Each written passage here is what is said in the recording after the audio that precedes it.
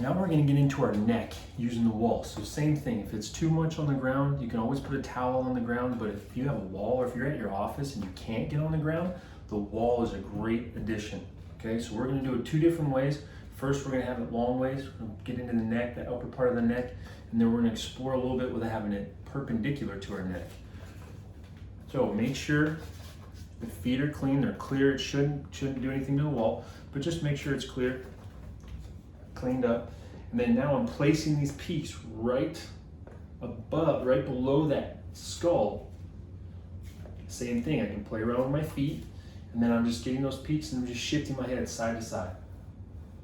And then I can drop my weight and get a little bit of a traction on that neck. That feels really nice.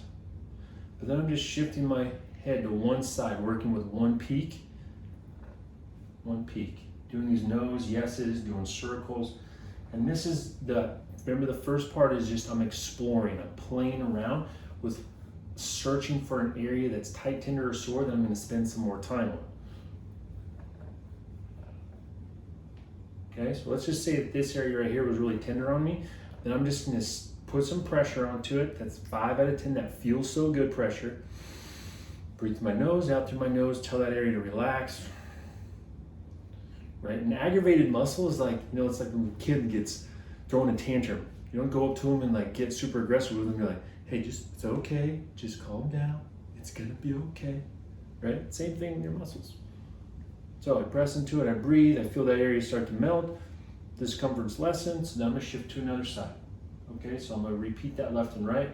I can still do some movements here. I can still get in the upper back with this area as well. Now if I turn it sideways on the wall, now I can get more in the middle part of my neck, right? And make sure that you're not pressing right into the bone, because now those peaks are in line with it. I don't want to press too hard, so I'm just going over it nice and gentle, and then I'm looking and searching for another tender area. Once I find the tender area, that's where I'm going to spend some time, breathe into it, okay?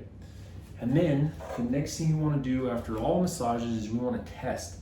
We want to see how does our neck, how does our body feel after doing that massage. And then it'll help you connect to, when my neck's feeling this way, I'm gonna use it on the wall, or I'm gonna use it on the ground. I'm gonna use it in whatever position, because I've seen benefits and relief from that. So, hope you like that, and we'll see you later.